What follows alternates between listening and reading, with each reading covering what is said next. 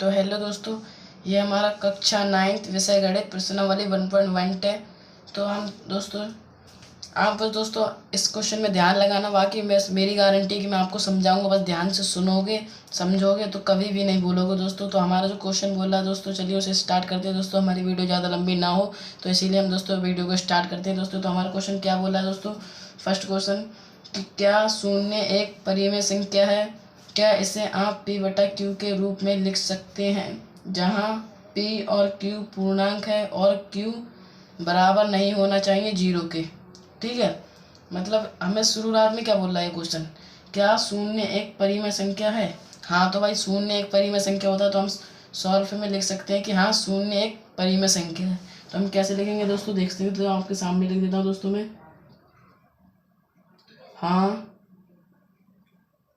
शून्य एक परिमेय संख्या है। तो हमें दोस्तों जो क्वेश्चन में शुरुआत में पूछ रहा था क्या शून्य एक परिमेय संख्या है, तो इसका उत्तर हमने दोस्तों लिख दिया है, हाँ शून्य एक परिमेय संख्या है। अब आगे हमसे क्या पूछा है, चलिए दोस्तों आगे देखते हैं। क्या इसे आप p बटा q के रूप में लिख सकते हैं? तो हम आगे लिख देंगे दोस्तों, हाँ इसे p बटा q के रूप में लिख सकते हैं। तो दोस्तों हमसे जो बोल रहा था आगे कि क्या इसे आप p बटा q के रूप में लिख सकते हैं, तो हमने ये भी लिख दिया, हाँ इसे हम p बटा q के रूप में लिख सकते हैं। ठीक है, तो यहाँ तक हमारा दोस्तों हो गया। अब आगे देखते हैं क्या बोल रहा है। जहाँ p और q पूर्णांक है, जहाँ p और q पूर्णांक है और 0 बराबर नहीं होना चाहिए, q बराबर नहीं होना चाहिए 0 के। ठीक है दोस्तों, हमसे बोला मतलब q जो हमारा अपॉन में हम जो q लिखेंगे तो वो बराबर नहीं होना चाहिए 0 के। तो दोस्तों जैसे कि आपको समझ में आ जाए अच्छे से, तो जैसे मैं एग्जांपल दे देता हूँ, यहाँ पे लिख देंगे हम दोस्तों, जैसे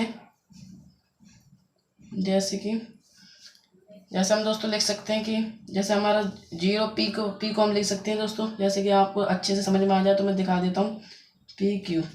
तो p का मान हमें क्या रखना है, p को हम 0 रख सकते हैं, क्योंकि हमें क्वेश्चन में क्या बोला है, q बराबर नहीं होना चाहिए 0 के। ठीक है दोस्तों, मतलब q को बराबर नहीं रख सकते हम, p को तो रख सकते हैं। ठीक है, p को मना नहीं करा इसने, तो हम p को 0 रख सकते हैं दोस्तों। और q को देखो, q मतलब दोस्तों हमारा पूर्णांक कितना, हर कोई सा संख्या होता है। देखो दोस्तों 1 होता है, 2 होता है, 5 होता है, 7 होता है, 10 होता है, 12 होता है, 14 होता है, मतलब सब हमारा जो भी होता है 1 से लेकर जितना भी सब हमारा पूर्णांक होता है। ठीक है, तो हम इसे लिख सकते हैं 0/1।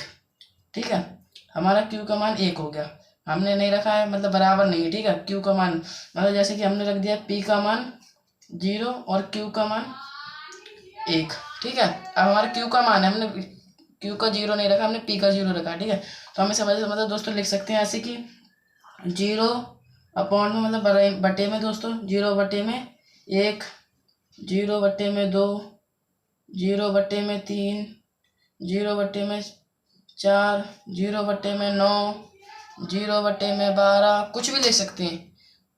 मतलब ये हमारा पूरा अच्छे तरीके से सॉल्व हो गया दोस्तों। बस आप ध्यान लगाना यहाँ पे, और किसी पे भी जो भी आपके पास अगर भटकने वाली, आपका दिमाग भटकाने वाली कोई भी चीज़ रखी हो तो उसे आप अपने पास से बिल्कुल भी हटा देना दोस्तों। बस यही आपसे मेरी विनती है दोस्तों। और आप जब अच्छे से क्वेश्चन को समझोगे तो बिल्कुल समझ में आएगा, और समझाने की गारंटी मेरी है दोस्तों। तो आप, मुझे उम्मीद होगी दोस्तों, आई होप कि आप सब अच्छे से समझ गए होंगे दोस्तों। तो आप देख सकते हो दोस्तों, पूरा क्वेश्चन जो है मैंने अच्छे से आपको समझा दिया है। एक बार आप दोबारा से समझा देता हूँ आपको। क्या शून्य एक परिमेय संख्या है? तो हमने लिख दिया दोस्तों, हाँ शून्य एक परिमेय संख्या है। क्या इसे आप p बटा q के रूप में लिख सकते हैं? हमने लिख दिया, हाँ इसे p बटा q के रूप में लिख सकते हैं। फिर आगे पूछा p और q पूर्णांक है और q बराबर नहीं होना चाहिए 0 के, मतलब p और q पूर्णांक लिखना है और q बराबर नहीं होना चाहिए 0 के। तो हमने जैसे लिख दिया एग्जाम्पल के, तुम्हें समझाने के लिए दोस्तों मैंने देखो कितना सारा आपको एग्जाम्पल भी दे दिया। जैसे कि p का हमने 0 मान रख दिया, q का 1, तो q/1 भी लिख सकते हैं, 0/2 भी लिख सकते हैं, 0/3, 0/4, 0/9, 0/12, 0/15, 19, कुछ भी लिख सकते हैं हम दोस्तों। सभी हमारा मतलब पूर्णांक हो जाएगा। बस जो q है हमारा नीचे, उसे हमें 0 नहीं रखना है, 0 को हटा के और कुछ भी रख सकते हैं हम। ठीक है, तो हेलो दोस्तों, ये हमारा दूसरा क्वेश्चन है। आप देख सकते हो ये हमारा दूसरा क्वेश्चन है। हम दूसरे क्वेश्चन में आ गए हैं दोस्तों। तो हमारा जो दूसरा क्वेश्चन बोल रहा है दोस्तों, मैंने क्वेश्चन भी लिख दिया दोस्तों। बहुत आपको समझ में नहीं आता दोस्तों अगर मैं आपको किताब में से दिखाता, इसलिए मैंने दोस्तों आपको ठीक ठीक साफ साफ समझ में आ जाए दोस्तों, इसलिए मैंने यहाँ पे कॉपी में लिख दिया है दोस्तों। तो मैं आपको एक बार और समझा देता हूँ दोस्तों, ये हमारा क्वेश्चन जो है वो क्या बोल रहा है दोस्तों, ताकि आपको अच्छे से समझ में आ जाए दोस्तों। आज आप मुझे पता होगा, उम्मीद करता हूँ दोस्तों कि आपको जो फर्स्ट क्वेश्चन है अच्छे से समझ में आ गया होगा दोस्तों। तो वीडियो अच्छी लगे दोस्तों लाइक जरूर कर देना दोस्तों। तो हमारा जो सेकंड क्वेश्चन बोल रहा है दोस्तों, तो चलिए दोस्तों जो सेकंड क्वेश्चन बोल रहा है, क्या बोल रहा है दोस्तों इसमें, 3 और 4 के बीच में 6 परिमेय संख्या ज्ञात कीजिए। मतलब ये क्या बोल रहा है, 3 और 4 के बीच में 6 परिमेय संख्या ज्ञात कीजिए। तो मैंने देखा दोस्तों कि बहुत ना अलग अलग बड़ा बड़ा क्वेश्चन समझा देते हैं, आपको दिमाग फंसा देते हैं कि कैसे करें कैसे करें। तो कुछ भी नहीं करना है इसमें, बहुत आसान है। जितना समझ सको आसान, उतना आसान है ये। तो हमें कितना बोला है, 3 और 4 के बीच में बोला है ना, और बोला कितना है, 6 परिमेय संख्या ज्ञात करने के लिए 6 बोला है ना दोस्तों। अगर यहाँ पे 7 भी बोलता है, 10 भी बोलता है, 15 भी बोलता है, 20 भी बोलता है, 25 भी बोलता है, कोई दिक्कत नहीं थी, तब भी हमारे लिए बहुत आसान था। तब भी अगर हमें यहाँ पे 6 बोला है ना, तो कुछ बिना सोचे समझे कुछ मत करो। मैं अगर आपको अच्छे से समझ में नहीं आता तो अभी एक बार और करके दिखा देता हूँ कि मतलब 6 है ना, यहाँ पे 6 ये बोल रहा है, 6 प्लस 1 कर दो। जितना भी बोला आप सॉल्व करने के लिए संख्या है, 3 और 4 के बीच में 6 परिमेय संख्या ज्ञात करने के लिए बोला, उसमें 1 प्लस कर दो अपने मन से। 1 प्लस कर दो उसमें, 1 प्लस करोगे तो कितना आ जाएगा, 7। 7 आ गया ना, 1 प्लस कर दो। अगर 8 बोले तो 1 प्लस कर दो, 9 आ जाएगा। 10 बोले तो 1 प्लस कर दो। बस एक प्लस करना है हमें, खाली 1, और कितना ही मत करना, खाली 1 करना है। जो मैं बोल रहा हूँ बस दोस्तों आप वही करना। एक संख्या आपको प्लस करना है, प्लस करना है। तो हमें बोला कितना है, पहले देखो पहले कितना बोला है, 3 और 4 के बीच में कितना बोला है, 3 और 4 के बीच में। तो हम 3 लिख लेंगे, और हमने जो प्लस करा था 6 समय 1, तो कितना हो गया था, 7। तो कुछ नहीं करना, हमें खाली गुणा करना है, गुणा इंटू। तो इसे हम यहाँ पे गुणे का निशान लगा देते हैं और यहाँ पे लिख कर देते हैं 7। ठीक है, ये हमारा गुणा का निशान हो गया। जितना बोला था 3 और 4 के बीच में, तो यहाँ पे लिख देते हैं 3, और जो हमने 6 में 1 प्लस करा था वो यहाँ पे लिख दिया। 1 प्लस कर देना अपने मन से, कोई भी गलत नहीं बता सकता। तो हमने यहाँ पे 7 कर दिया, और बोला कितना, 3 और 4 के बीच में, यहाँ पे लिख देंगे 4। 4 गुणा में 7, यही लिखना है, यही लिखना है, 7 ही लिखना है हमें। यहाँ पे लिख देंगे अभी 7। हमें कितना आ जाएगा, अब आप समझ ही गए होगे, बहुत आसान है, बहुत ही आसान। इंटू कितना आएगा, 7 तिया 7 एकम 7, 7 दूनी 14, 7 तिया 21। यह आ जाएगा हमारा 21 आंसर। हमारा क्या आ जाएगा, 21 आंसर, 7 तिया 21। अब दूसरा वाला कर लो, जो सेकंड नंबर पे दिया है, 7 चौका 7 एकम 7, 7 दूनी 14, 7 तिया 21, 7 चौक 28। बिना सोचे समझे 28 लिख दो तुम।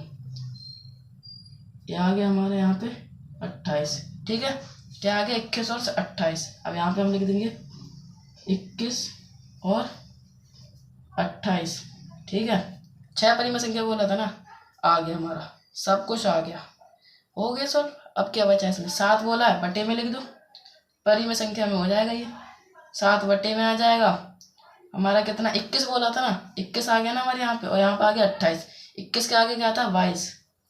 यहाँ पे लिख देंगे हम, यहाँ पे नीचे से को समझा देता हूँ आपको कि अच्छे से समझ में आ जाए। 22 बटे में 7, और यहाँ पे लिख देंगे हम 28 बटे में 7। अब इसके बीच में कितना आएगा,